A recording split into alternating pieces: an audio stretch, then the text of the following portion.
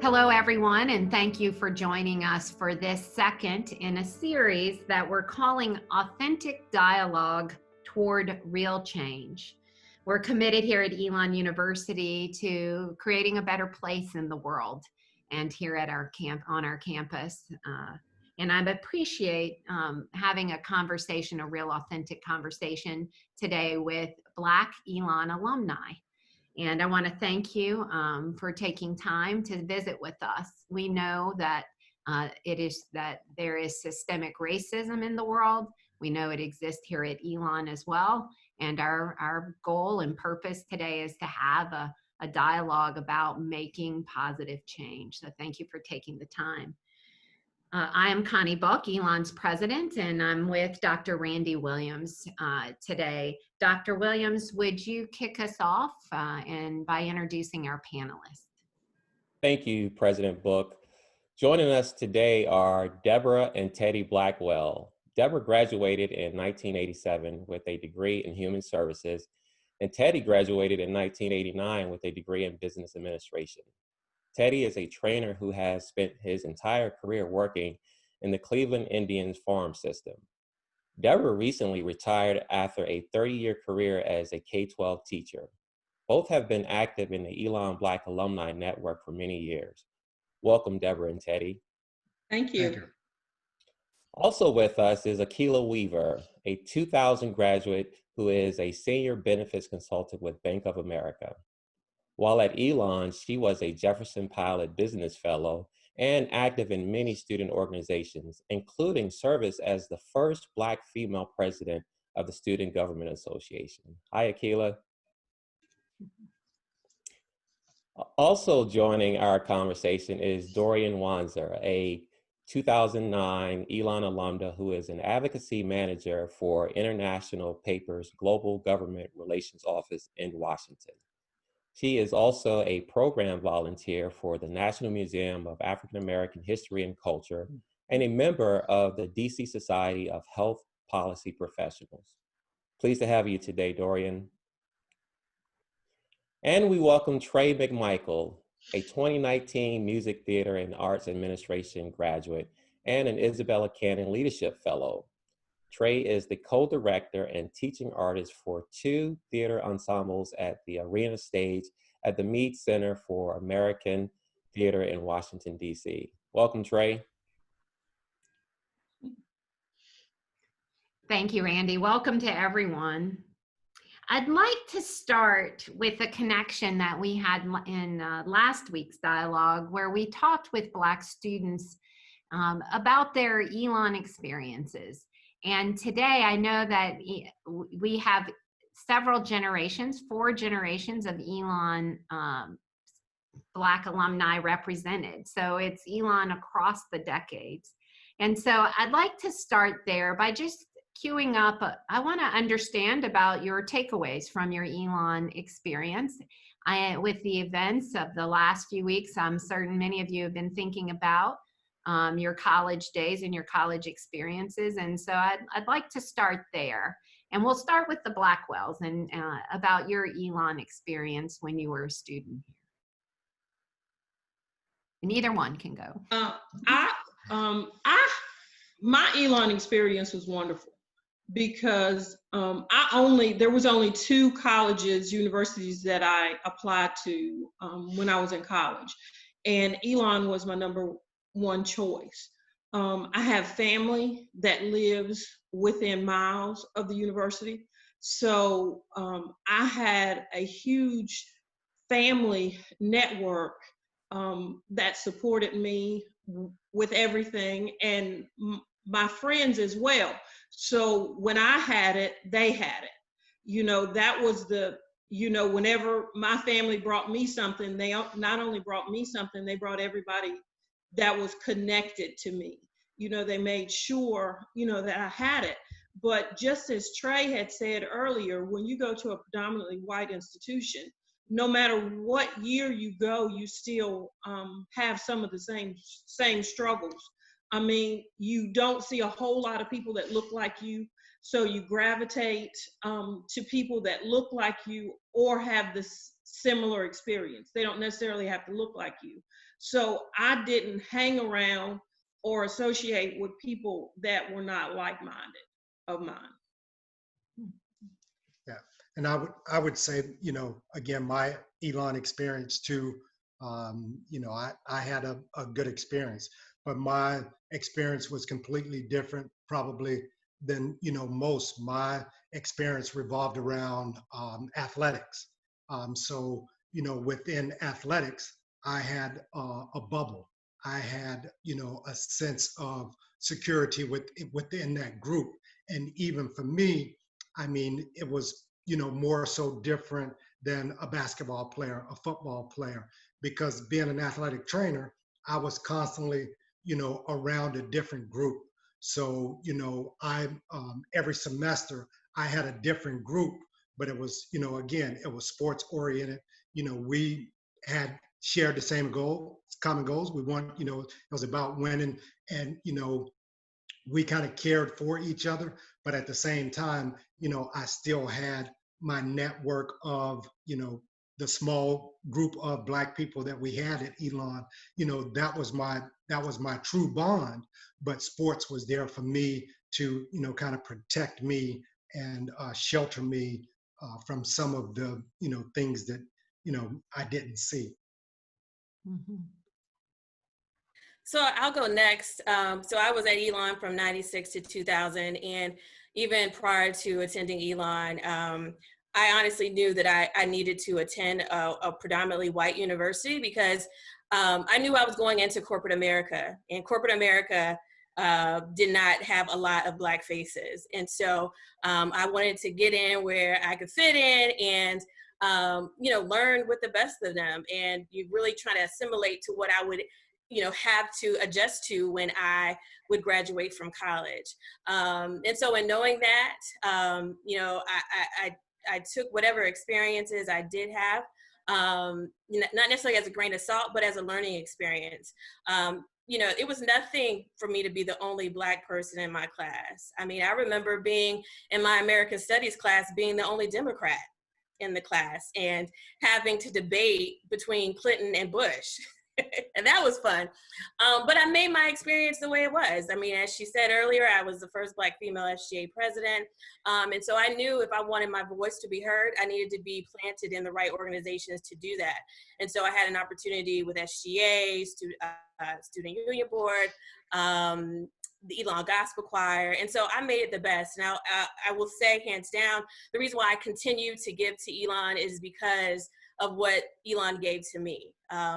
You know, the few times that I did hear or have someone call me the N-word or just say something that, you know, should not have been said to a Black student, you know, I took that opportunity as an educational opportunity, because what I found is by attending a predominantly white university, most of the students that attended Elon probably came from a white private school and had not really been engaged or socialized with other Black students. And so here was an opportunity for me to learn among them, but also educate them, you know, throughout the years. And so hands down, great experience for me. And you know, I definitely owe it to Elon. Hi, everyone. Dorian Wanzer here. I'm class of '09. I started Elon in 2005. I think, of course, just like everybody else has said, I've had a great experience at Elon. I'm from Greensboro, North Carolina. I grew up in a predominantly white neighborhood and going to predominantly white schools for most of my life until high school. And then that was public school. It was a change. And then I had a choice to go to, for me, it was between Hampton University and Elon. And I was all set to go to Hampton. That's where I thought I was going to go. And then I came back to Elon one more time, and it was the study abroad program for me that I said, you know, I want to go here. So I had a great experience. I think Elon was a great place for me. I've met lifelong friends. I was able to study abroad in Ghana, West Africa. I had a lot of fun. It was a great time, but I think two things can exist at once. So while I had a great time and while it was a wonderful experience that I would trade, there was definitely a culture, I think, that, as was described before, where there's a separation. You know, when I was with folks in NPHC or with BSU. You know, I felt like, you know, those were people I could go to and talk about the issues that I really care about, that were close to my heart. And I often felt like, not because I wanted it to be, but there was just a separation. Whether it was Greek life, whether it was parties, whether it was just general socialization, group work, there always seemed to be a little bit of, you know, they're over here and we're over there. So I think that exists in a lot of other predominantly white institutions, especially at a place where the Black population is so small, like Elon. But I definitely think there is room for growth, especially considering that Elon has been ahead of the curve on so many other things. Yeah, right. So I'll go next and say that I usually tell people when they ask me about my Elon experience, you know, what was it like? And I say it was kind of like when you're a kid and you dream about what college is going to be like. That's kind of what Elon is like. Like, it looks like that, like all the grass is green, all the buildings are nice. There's, you know, parties and there's Greek life. And I think on a surface level, my experience was like what I grew up thinking college was going to be like. And Elon gave me so many amazing experience, kind of like Dorian said, like I got to study abroad in Ghana. I got to participate in undergraduate research and service, be a fellow, join a fraternity, do so many things that I might not have done if I went to another school. And so I was really happy to have Elon foster just such a full plate of experiences for me that I will always cherish and take with me. But there were also troubling things that happened as I was a student there, to not just myself, but to my friends, and definitely revolve around being, you know, othered or feeling othered, either explicitly or not explicitly, but that feeling remains whether or not they say it to your face or they just look at you a certain way. It's that feeling that followed me all 4 years while I was at Elon. And even though I feel like I, you know, did the right things while I was a student at Elon, it didn't really necessarily matter whether I was on campus or off campus. That feeling was still there. And I come from a family where most of the family members I have that went to college all went to HBCUs. And so growing up, I thought I was going to go to Howard University. You know, my mom went there, my brother went there, my grandmother went to another HBCU, my sister went to another HBCU, my aunt another one. And so I grew up around that culture thinking like, oh, this is where I'm destined to go. And then when I visited Elon for the first time, I was really struck by the opportunities I would have there, and the ability to study so many things that I wanted to know about, and to have that yearning for education. But I knew going into that situation that my family can't come save me here. My mom, my dad, my sister, my brother, all of them who attended HBCUs and went to, you know, had that culture, they can't save me at Elon. And so while I feel that I loved that experience, there is some singularity in it, and that it's something that I had to navigate and on my own. It's like they say, building the plane while you're trying to fly it. That's kind of how my Elon experience felt. And I wouldn't trade it for the world. I continued to donate. I was donating while I was a student at Elon because I believe in the mission of Elon at its core. And I want us to always strive to be a better university. But like I said, it's kind of like it was a dream, but in dreams, they're not reality. You know, they're not always what they seem like one thing, but they aren't always that way. And so that's how I would say my Elon experience was. I wouldn't trade it for anything, but I always want us to strive for us to be a better institution and a better community, because we can be. It's written in our infrastructure. We can do it. We just have to strive for it. Great observations. Thank you. So now that we thought we'd open it up and see if there were questions or topics that are on your mind today. So I would say, as parents, or, you know, just kind of thinking, you know, we're having this dialogue, but as a parent, and, you know, having a child that's a student at a university right now, you know, what kind of conversations or what dialogues do you have for the parents?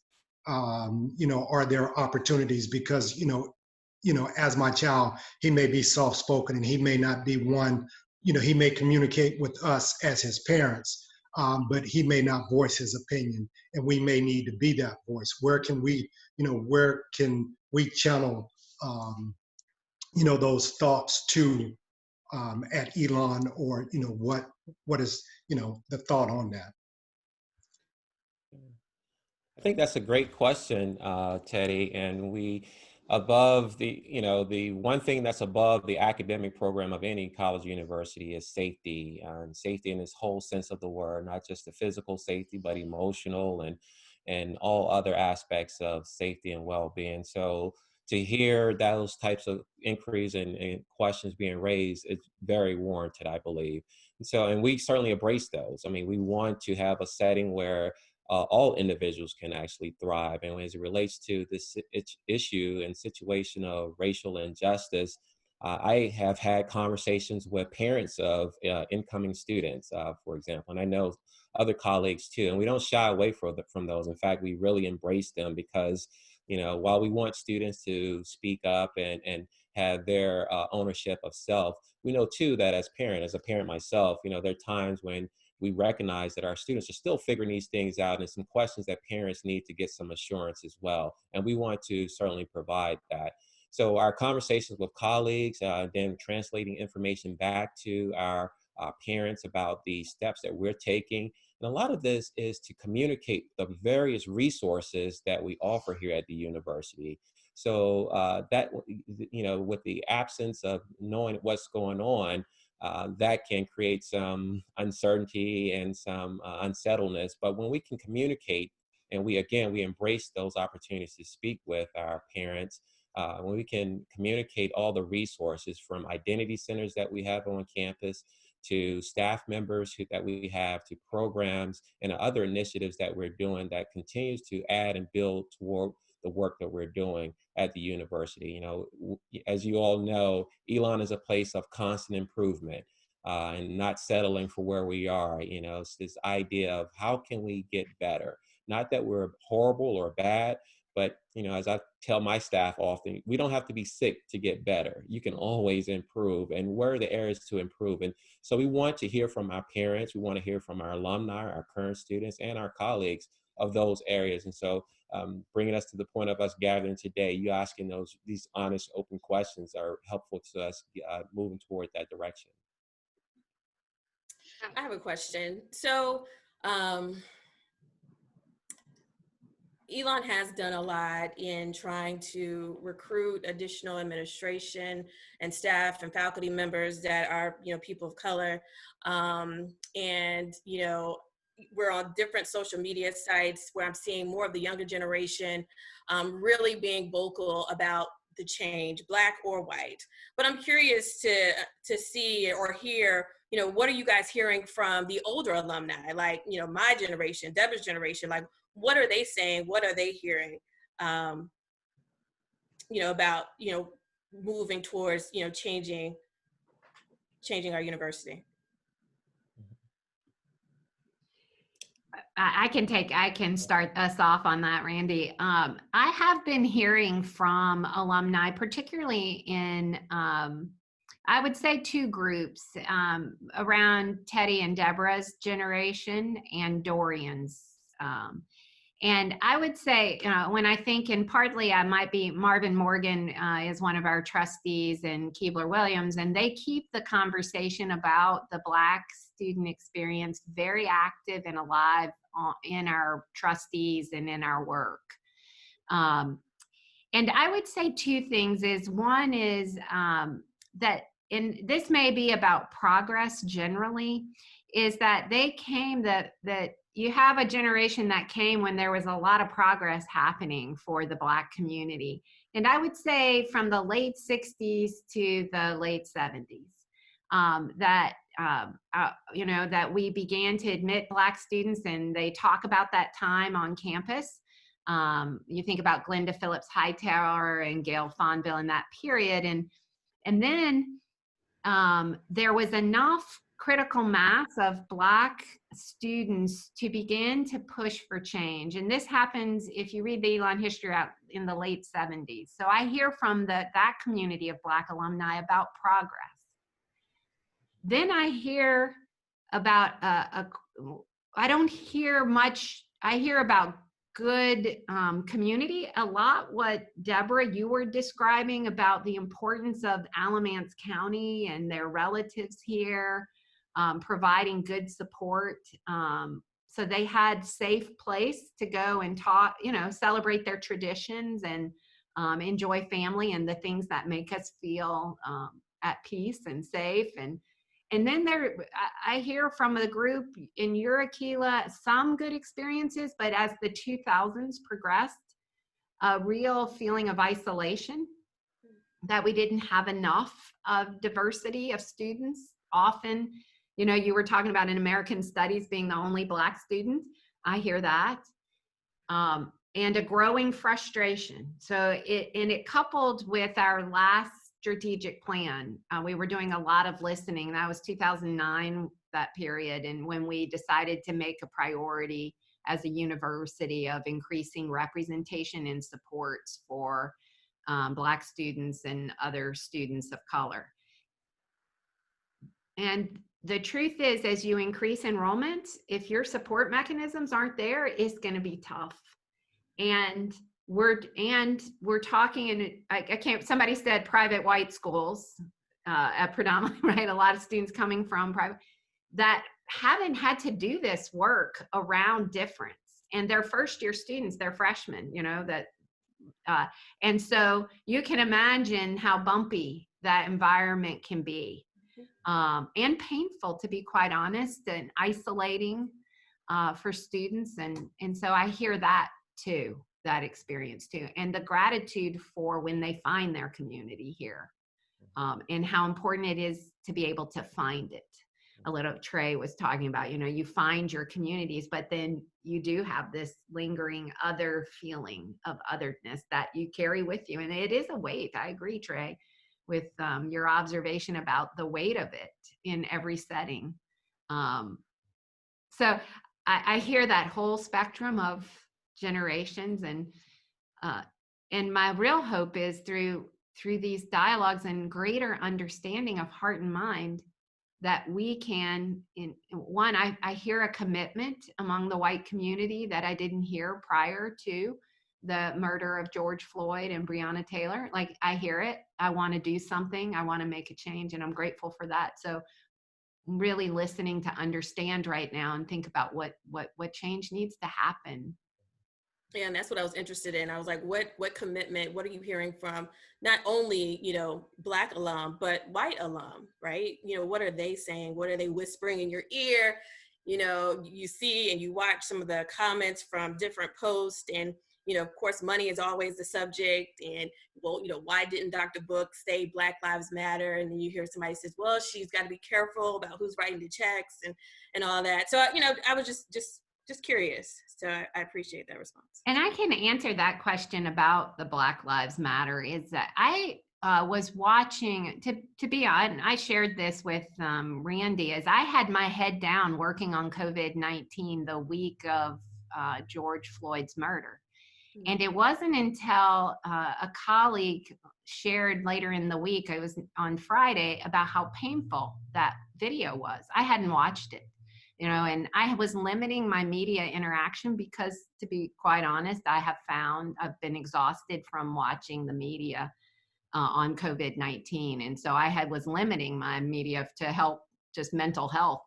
And then when I watched that video, I was nauseated. I couldn't sleep. I called some Black students that are in leadership roles here to talk through that, what I knew was enormously painful for them. And I called a college roommate too, who has always helped me weathered. So I agree, college friends and that network are, even, you know, I'm in my 50s now, I still call my college roommate to say I'm having a hard day and get their support. And I ended up writing that message to the campus community on Sunday, and wrote in my own words that I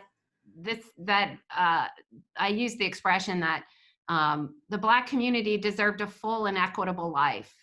And those were my words. I've never had any donor ask me to say anything or not say anything. And so I just wrote it in my own words instinctively.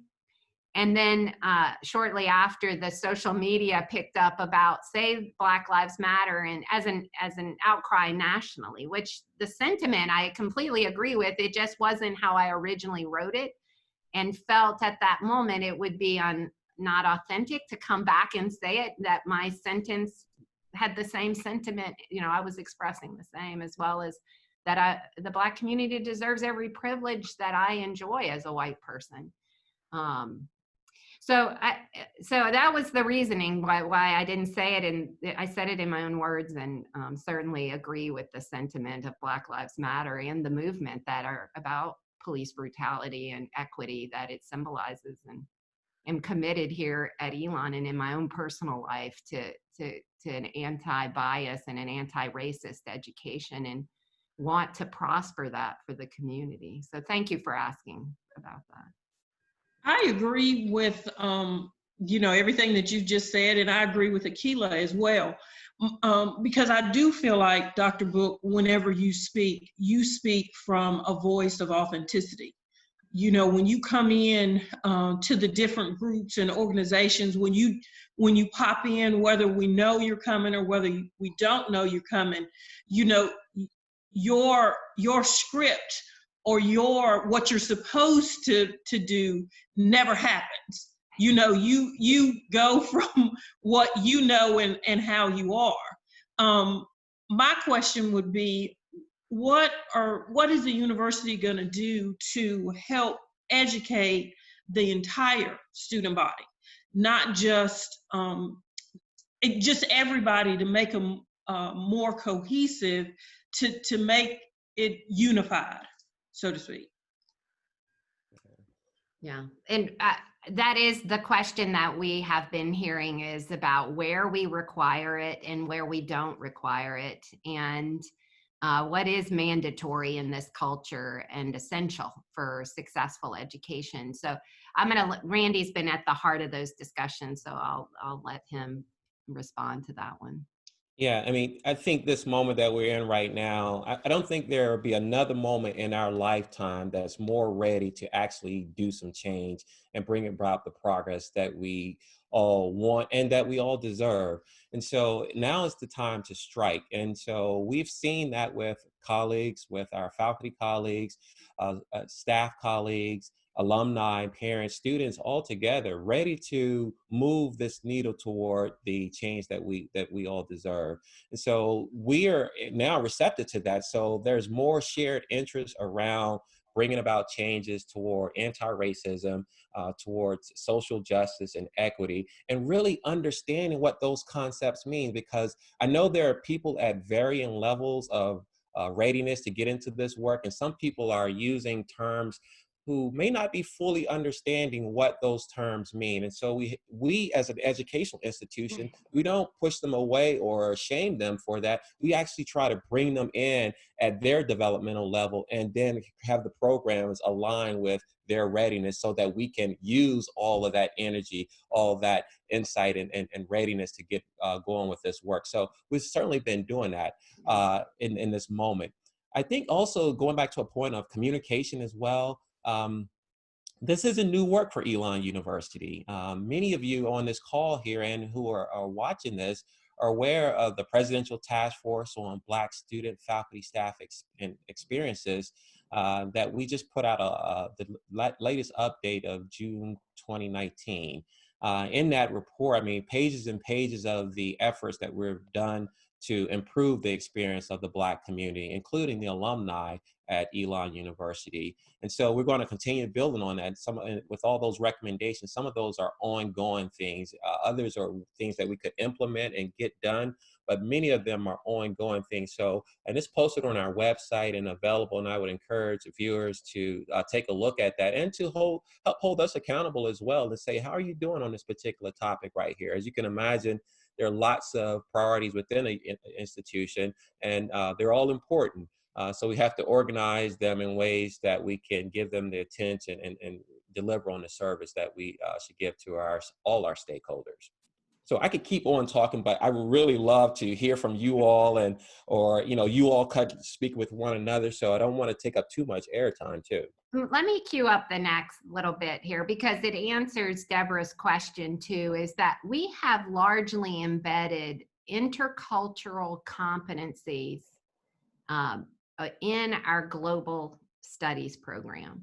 So all the students take a course called the Global Experience, and in that it has diversity learning outcomes. We have leveraged the world to do that. Some choose to talk about domestic diversity, but most are talking about global. So I know Dorian and Trey both shared their Ghana experiences. So what I'm not confident of is that it is translating into a domestic understanding that is essential for our students' success. So we've really built it on global, and that probably needs some rethinking on campus and a commitment to the work as it pertains domestically as well. So I don't know if Dorian and Trey want to comment on that. Well, I did actually have a comment on that. One thing back to what Akilah said, I think Elon is unique in the sense it's not a state school. It's not pulling from a huge plethora of socioeconomic backgrounds. So yes, a lot of the white students that come to Elon probably are coming from places where they have not interacted with many Black people. They don't have many Black friends. And whatever their view of Black people might be, when they see somebody on campus, that's what they're going to think. And, in a sense, that's not, that's upbringing, that's exposure and all of that. But I think going back to just being Black in America, at least in my experience, I feel like Black people are constantly having to understand other worlds in order to be able to be successful, in order to be able to go to school, et cetera, et cetera. So I feel like that same expectation, I think that should be the expectation for entering freshmen across the board. One thing that you mentioned, Dr. Book, which I'm glad that you did, I was talking to a few Black alumni asking them, should I raise anything on this call? And one of the things was about the diversity training in the beginning, what you learn when you first get to Elon.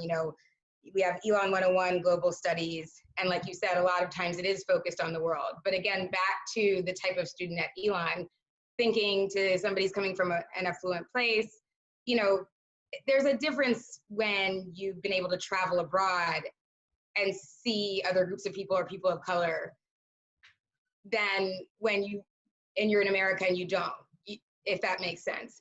So again, I feel like it has to be focused. It has to have a domestic view because, we are here in America. Elon is in Elon and Burlington and Alamance County with a very big history of segregation and things like that. And I feel like that's important to learn. But I feel like within these Elon 101 programs, global studies, there has to be a discussion about racial bias. And, I want to say it was Ishmael is the book that we had to read before we started at Elon. But, if there are a number of texts out there. I know a lot of people have been talking about Dr. Ibram Kendi's book, How to Be an Anti-Racist, but there are plenty of other books. I feel like if there was a required reading or something, just to set the standard to say that, once you come on this campus, all of the preconceived notions or the biases or whatever really need to be out the door because this truly is an anti-racist community and university.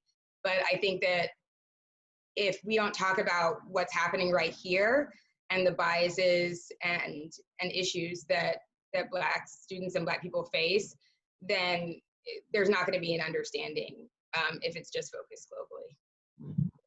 And I'll say too, hopping off of what Dorian said too, I think it's implicit bias is what makes the Elon experience for Black students not so great.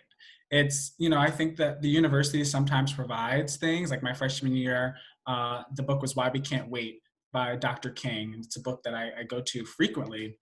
And then I talked to a lot of my other friends who are in my grade, specifically a lot of my white friends, and they didn't read it. They didn't pick it up. I had a conversation with every Monday night, me and some of my Elon friends, we have trivia. And we started that once COVID happened. And the trivia night a few weeks ago, when it was the heat of all of the protests in DC and around the world, and I'm the only Black person on this call. And noticeably very heavy with what was going on. And we're talking and they're asking, you know, what can we do? What could we have done? And I'm like, well, 5 years ago, you could have read this book and it would have made my life and 4 years of Elon a heck of a lot easier. You could have shared those notes with your friends. You could have talked to your family members about it. That's what you could have done to help. You know, a lot of times the blocks are there, but people don't necessarily choose to take them. I've had several conversations about race, very meaningful conversations about race at Elon with authors and with people who have been brought to campus, but no one has to go to those. And the people who need to be at those conversations are the people who find something else to do because they know that something else is more valuable. And what that says to Black students is that this party over here is more valuable than my life on campus. This movie that you're gonna go to is more valuable than my life on campus. And that is the perpetual frustration with students at Elon, is that many of us, our experiences at these conversations as the only Black students in our orientation groups, as the only Black students in our Elon 101 or in our global studies classes, are fending for ourselves. And we don't have the support system of our professors all the time who are usually white, of the other members in our class who have, maybe they have the idea, but they're too afraid to speak up to the other white students in the class. That's what we have to talk about. We have to talk about the implicit bias. We have to talk about the fear of being uncomfortable, which is faced by many of our white students, by many of our white faculty. They're afraid of getting to the uncomfortable place because they don't know how to navigate once they're there. What is the university going to do to give them those tools? And the other thing that I think my generation of Elon students has that is, you know, Dorian might have some of, but the rest of the group may not have a lot of, is social media. The first racist experience I had at Elon was before I was even on campus. Before I stepped into my dorm on campus at Elon, there was a group chat with a lot of incoming students coming to campus, you know, getting to know each other before we got there, because it was easy to look up, you know, hashtag Elon class of 2019, add people on Instagram, add people on Facebook. Oh, let me add you to this group with other people who are going to Elon. And in that group chat, you know, I'm introducing myself, saying hi to other people. And a white guy who appeared to be attending the school in the fall just dropped the N-word. And then I attack him on that and say, hey, you should not be using that in this space. You should not be doing that. And then he pulls back and says, I didn't say ER, I just said A, you know, chill, hold off. And that's my first instance with Elon. And, you know, when I say I had a great Elon experience, I joined a fraternity, I got to be homecoming royalty. My Elon experience was a dream, but it doesn't negate the fact that as a Black student in social media or whatever, I'm having to navigate so many different situations before our students even get to campus, before they're even sitting in their dorm, eating in the dining hall. What are they doing when they walk out on the campus and they see someone who you're approaching, you know, the global dining hall, and someone is going to hold the door, but then they just leave it and let you go? You know, what do they do when they're shopping for, you know, stuff to decorate their dorm room with, and they see Confederate flags at the Target up the street? You know, that's even before we get onto campus. Not to say that also when you're on campus, you're dealing with a bunch of other stuff, whether it's stuff drawn on the wall, stuff you overhear on Snapchat, on Facebook, on Instagram, being invited to a party on MLK's birthday where the theme of the party was, let's get drunk, you know, MLK would want us to do so. And then hearing justifications of things like that. It's the implicit bias. And I want to believe, I have a core belief that most people are good. Most people want to be good. And in a lot of these conversations, I tell people, I think we all want to see the same world. I think we all want to live in the same world where my life is just as valuable as your life, where my kids won't be shot by your kids, where my kids can apply for a job and have the same right to have the job that your kids do. We all want to see that world, but we all don't have the same idea of how to get there. And there are a lot of people who are afraid of the way we should get there and the way that's comfortable to get there. And the way that's comfortable to get there kills Black lives. And that's what we have to address. Trey, I definitely echo everything you said. And just to be clear, Facebook did come out in 2005, so I'm not that old. But I was trying to figure it out. I was like, it might have been 6. No, but you're absolutely right. Social media has totally changed the game. I think that that is something that, at least now, hearing from students that are on campus now, as Akilah had mentioned, white and Black students, I think, are talking about this, that they want to see change. They have Facebook groups and all of that. But I think that, again, that is also something that the university should definitely monitor and be aware of, because I don't think that there's ever a time when you want somebody who is saying, I'm affiliated with Elon, on some public forum, spewing, hateful language or saying ignorant things. I think that that needs to be checked and monitored, which brings me to another question, I think, on the same theme about the reporting. When you have an incident on campus, I know that there's bias reporting at Elon, but I feel like the bias reporting is very broad. And I feel like one suggestion I have for Elon would be to make sure that there's actual racist or, racial bias reporting, not just bias, because that could be a number of things, but for each group, and how you identify. I feel like you should be able to report on an issue, whether you feel like it's racist, whether you feel like it's homophobic, whether you feel like, it's, against women, whatever it is. But I also think that I know that there are things with privacy and all of that, but one thing that I struggled with at Elon was, if you do report something, then you never find out what the end result is. Nothing is ever published. You don't ever see it.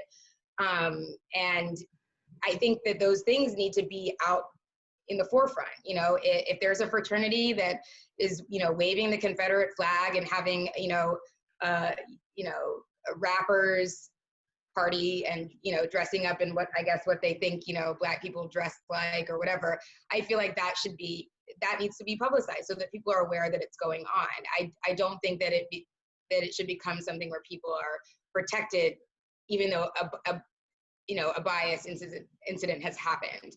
I found that to be very frustrating, at least during my time at Elon. So, and I think that also goes back into the training, but just a way to make it clear that it's not going to be tolerated, because now, in the way things are, if you say, okay, this has happened to me, you never find out what happens to that student. You never find out how they were disciplined, what they had to learn, if anything.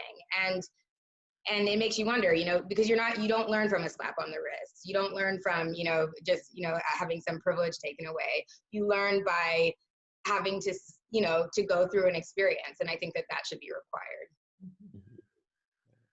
A question that I have, again, getting back to safety for our Black and Brown students on campus, specifically our Black students, what is the university doing to have conversations, anti-racist, anti-bias trainings with both the town of Elon Police and the Elon University Community Police? And I say that because both of those, some people may not understand, but there are two police departments that this is a security detail that the university funds and supports, and then there's the town of Elon's police that's funded by the people around. And I've had instances with both of those institutions that have not been necessarily pleasant. There was a time when I was an RA, and this was over the summer during our training, and it was just after the Charlottesville riots, the white supremacist riots. And Charlottesville is not that far from Elon. It's about 2 hours away. And there were other smaller riots popping up in Graham and other towns in Alamance County and around North Carolina with a very similar group of agitators and group of racists. And I'll never forget one of the RAs asked, well, Elon is only 17 minutes away from such and such location where there is a riot, and we're only 2 hours away from Charlottesville. And people know that, they're coming to places where there is an idea of like a liberal hub or a place where this liberal agenda exists, and they may view Elon as that, and they may very well come to our campus. What do we do if white supremacists are on our campus? And the police officer had no answer. He had no evacuation. He had no emergency plan. And for us as Black students, and many of the RAs and apartment managers that serve our universities are Black students, we were concerned and we were troubled that there was no follow-up, there was no answer, that it just seemed like we don't have a plan if a racist comes to the campus and threatens the life and safety of Black students. And that's concerning.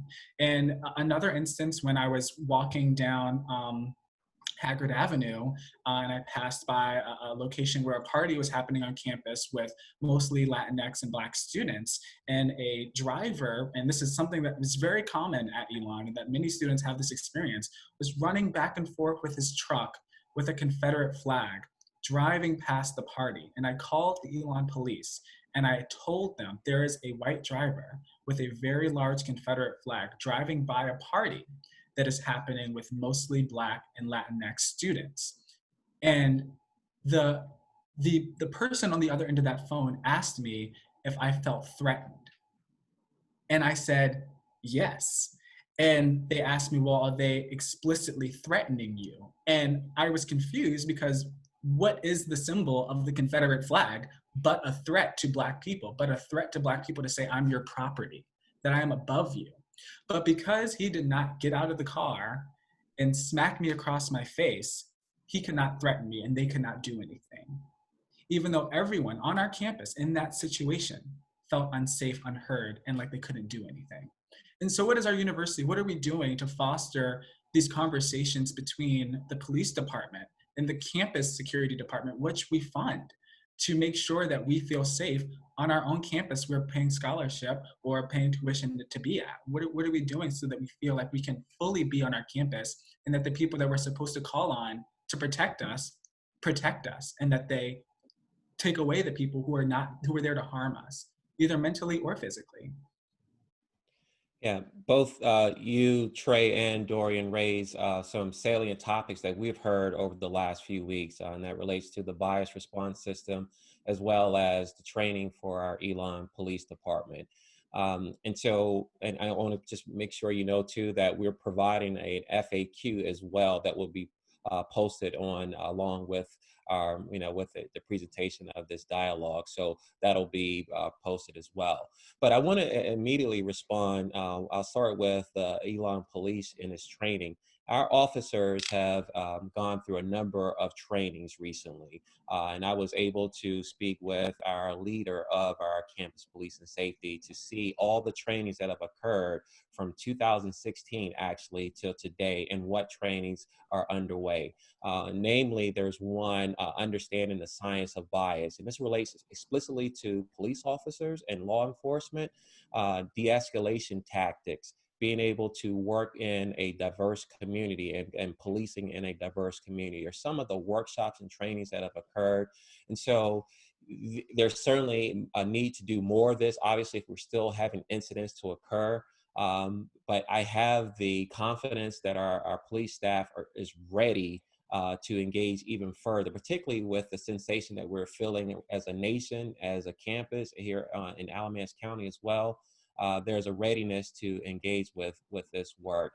To be honest with you, Trey, last fall, we had a series of drive-by racial slurs to occur on campus. Well, it's really on the public street, so it's not necessarily on campus, but Williamson drives right through our areas. And it was just really too much. It was so much, it was happening so frequently that we took some action of reaching out to community leaders, the Chamber of Commerce, the town of Elon officials. We place police officers strategically on that street so to curb this activity. And we actually use our cameras to identify someone who was actually making these slurs and contacted the citizen of this area and banned them from campus. So we have the authority to do that, and there's evidence and examples of how we've acted on that. Of course, we can do so much more. Well, and Dorian, I don't want to miss your about the bias response system too. So all valid points, these having a system where not only students, but faculty staff as well can have a system to report and indicate their areas of focus. And we do offer to now, it has been an enhanced system where you can identify the type of bias, whether that's along the lines of race, gender, sexual orientation, a number of other social identities as well. And part of what I'm really hearing, though, is the level of something is being done, whether that's through education, whether that's through punitive measures. What is happening through our systems that we have in place to instill greater trust and greater confidence amongst our students, and those of the most marginalized communities at Elon. So your point is very well taken, and Dr. Leanne Royster, who oversees that system, along with Dr. Dooley and myself, we're working to gather some stakeholders to hear their thoughts on how we can enhance the system. So duly noted for sure. I thought, Trey, I would pick up, and I'm curious if the Blackwells or Akilah have, I liked your prompt. You said about a vision for how the future would look. You know, if we are a more just and equitable country, what would the future look like, and how would we know we had been successful, you know, at this important work? So I'm just, in that you said people's different roads to get there, right? And that some people are feeling very threatened about the way we get there. So I'm just curious about Akilah or the Blackwells, and Deborah, Teddy, if you have any thoughts about what would a equitable and just future, what is that vision if we're successful? I obviously think, you know, you look at, and, you know, you could say enrollment for, you know, the Black student, you know, 25% at Elon University. You know, faculty, you know, the increase in faculty, you know, to me is a significant sign of change. You know, because, you know, I look at, you know, we were in school in the 80s, and you look at the numbers now, and it's not a big, you know, we get lumped into the Black student, you know, goes in with the minority student. So it's never just that we're pulled out and we're separated, you know, as, okay, here is the Black population. It's okay, we're put into, you know, the category of the minority. So, you know, just seeing the Black enrollment, you know, of, you know, Elon, like I said, you know, a quarter, you know, 25% of the population is, you know, of the Black. And 25% would be wonderful, but when you look at the economic factors of getting to Elon, I was very fortunate that, you know, my family planned for me to go to college in the 80s. So it wasn't an option, and we were first generational. But students now, you know, a lot of the students are not first generational students, but then you have the ones that are first generational students that's just struggling to get there, you know, struggling to pay for, you know, the application fee and all of that. So yes, 25% would be wonderful, but what about that 25% when they get there? What kind of support are they gonna have and be put around them? Because some of the African-American population that were not in the lower category, they don't necessarily associate with the ones that are in the lower categories. So you have the race, you have disparity within your own race, you know, whereas in the 80s, we didn't have that. You know, we were all the same. We were all in the same boat. We were all, you know, African-American students that bonded together, and that's not the case now. So, you know, I don't know. I mean, it definitely needs some kind of education for everybody. You know, the students, the faculty, the advisors,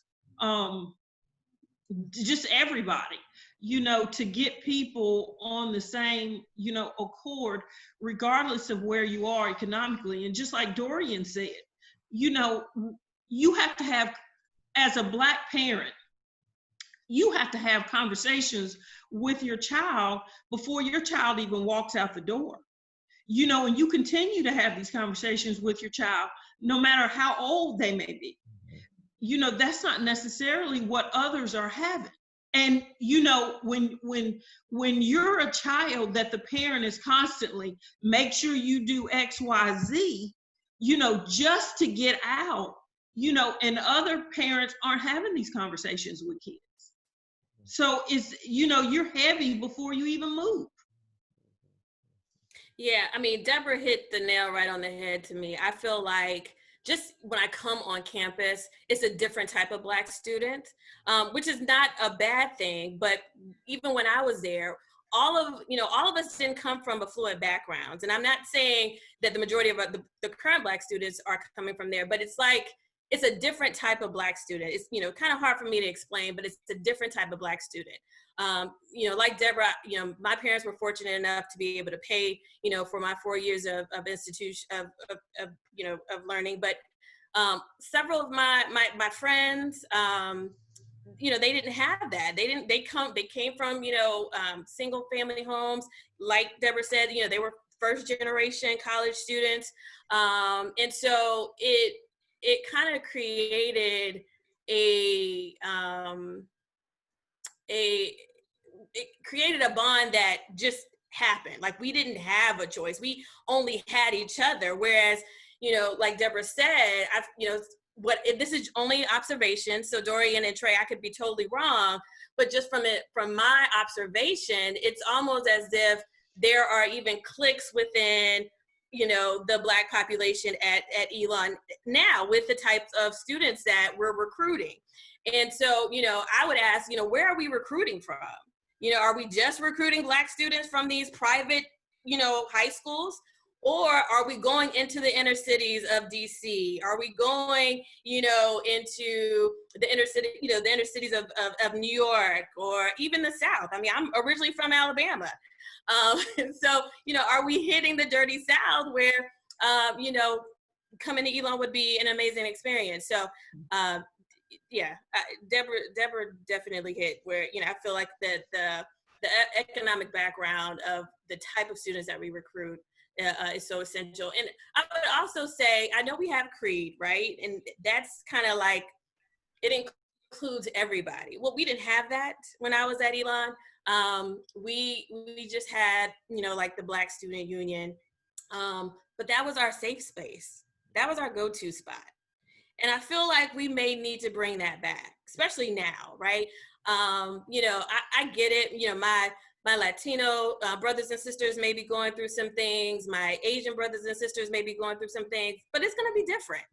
And I don't know if I feel comfortable speaking around, my situation around them. And so, have we considered, or is it even there where we, Black students have a space within Creed or even outside of Creed that they can consider a safe space, other than, the MPHC, the Black Greek organizations, or I'm assuming we still have the Black Student Union, but, where can Black students have a safe space and have someone to go to? I'm sure, Randy, folks are knocking down your doors, but I remember when I was at Elon, not only did I have Wilhelmina Boyd or Betty Covington or LaTanya Richmond, I mean, it was almost as if all the administrative staff and faculty opened their arms to us, and that's where we went to. And so it was, one big family. Now, granted, just like any family, we had our disagreements, but at the end of the day, we always had each other's back,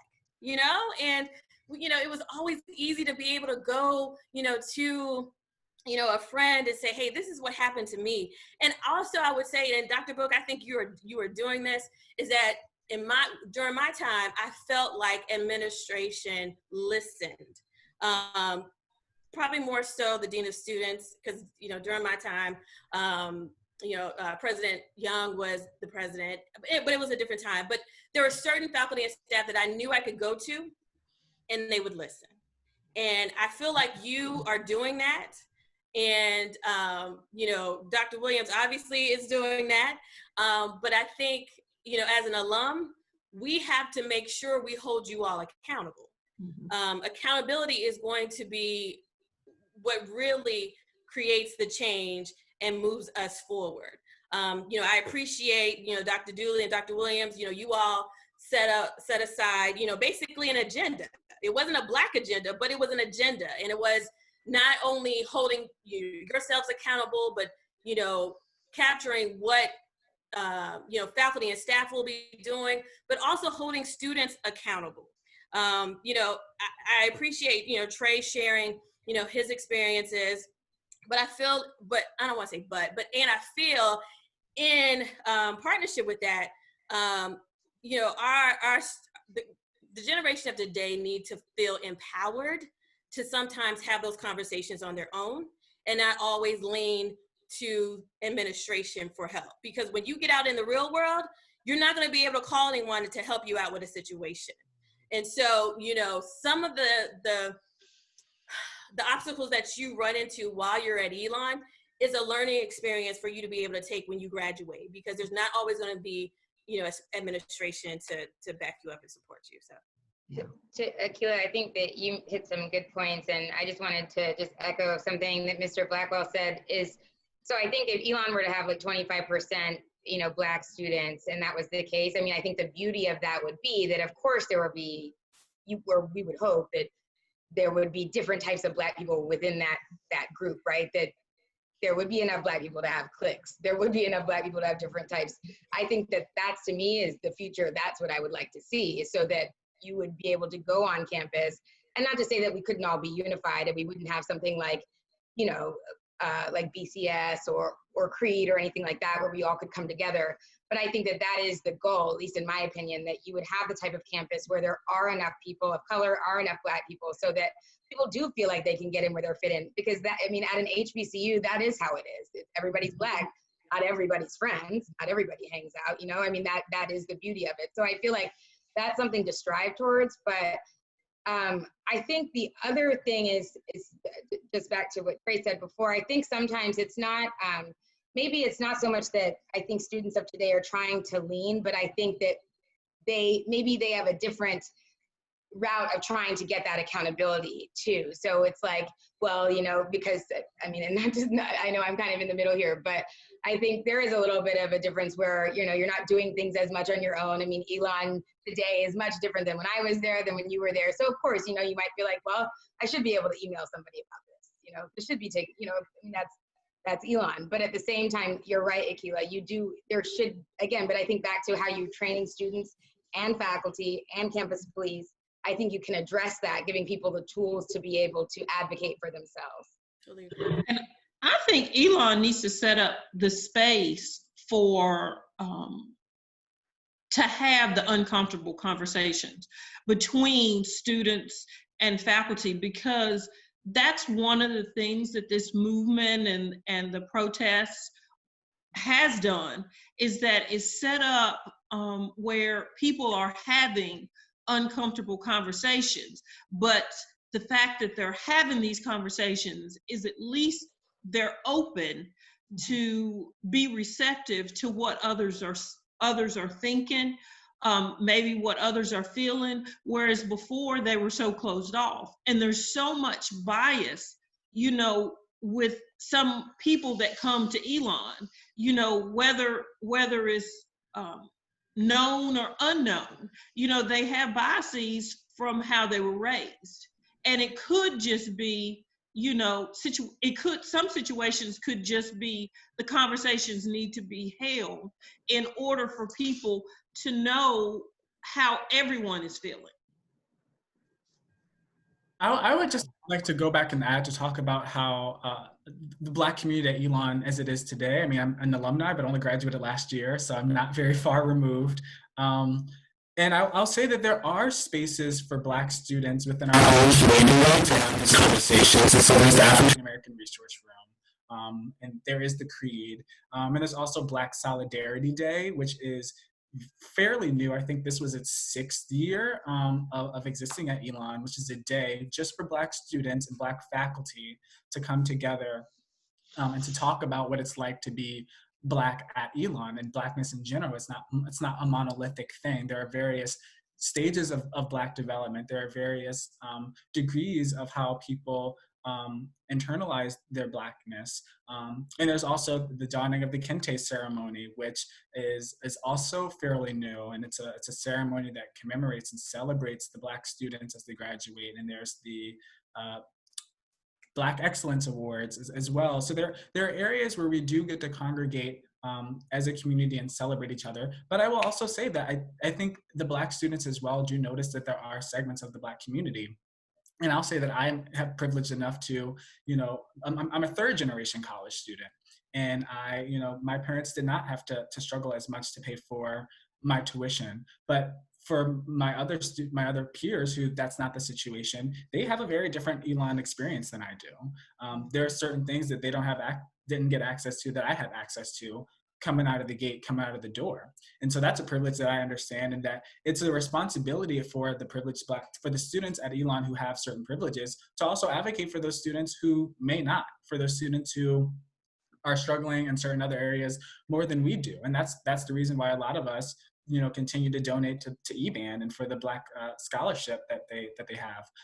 That's why I started, donating my sophomore year, because I knew that as a Black student, even though I was Black, I didn't have to rely on certain things to get into Elon and to be able to have a certain experience. But there are other Black students who don't, and we need to fight for them to be there and to be heard and to be at the table.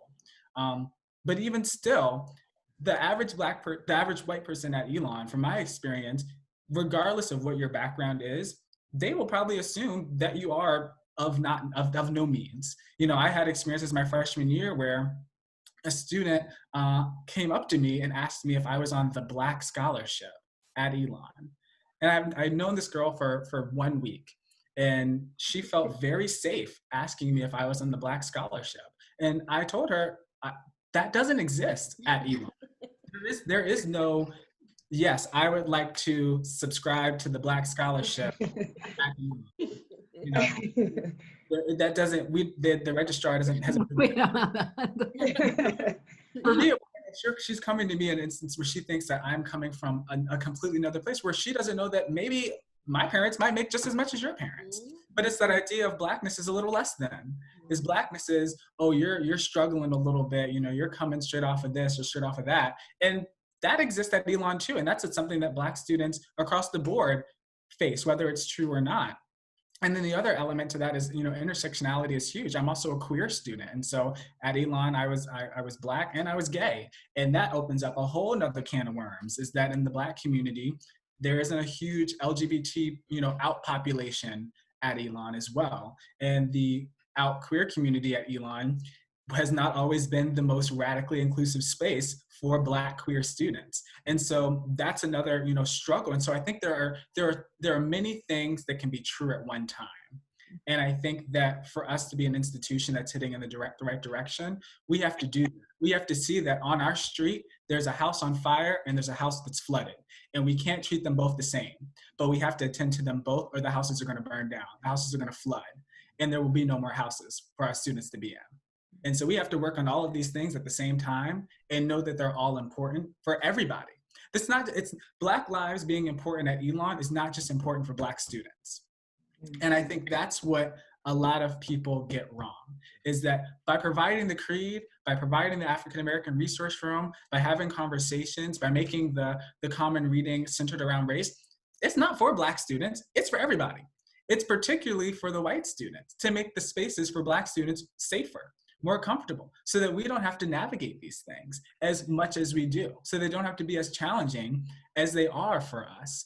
And I think until we are able to change that idea of like, oh, this is about Black people, it's just gonna be for Black people. It's me thinking about this conversation that we're having right now. When this is posted on the Elon website, who's gonna watch this?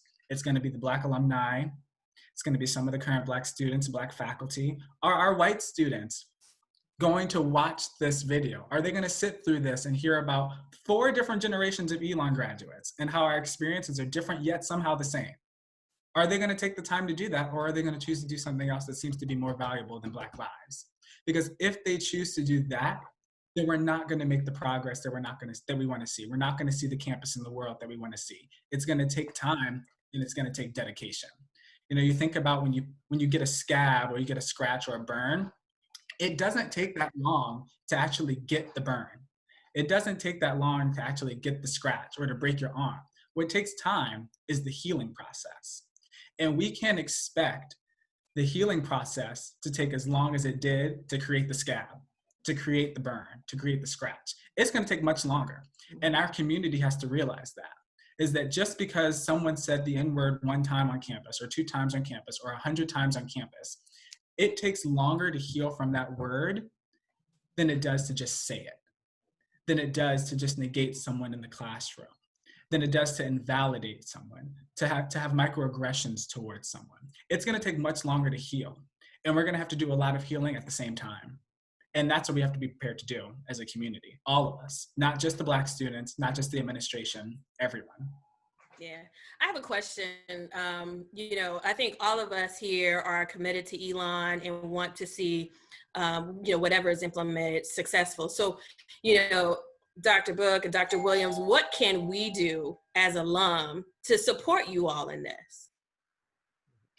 Well, I think from my seat, having this conversation and having this dialogue and having the challenge, right? That I like the challenge of it.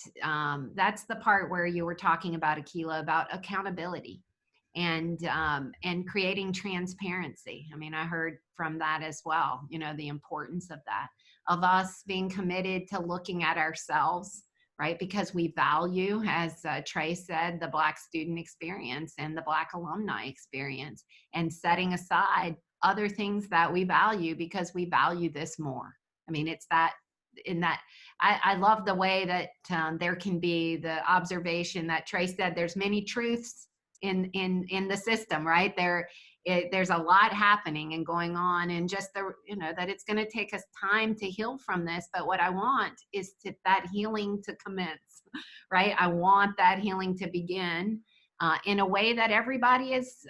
And so I appreciate the investment, just the time and care of your alma mater, and the goal that we share and the vision that Elon University will be, create the world that the graduates that truly will be making the difference in the world. And this is a necessary, right? For the vision I have for the world is one where the richness of people of all backgrounds are participating and fully, in communion with creating that world and have the opportunity, right? So, and I believe in the power of education to do that, right? When I really have seen education change hearts and minds and change the directory of people's lives. So I believe in the power of education to do it. So thank you for that. And thank you for being engaged with us today.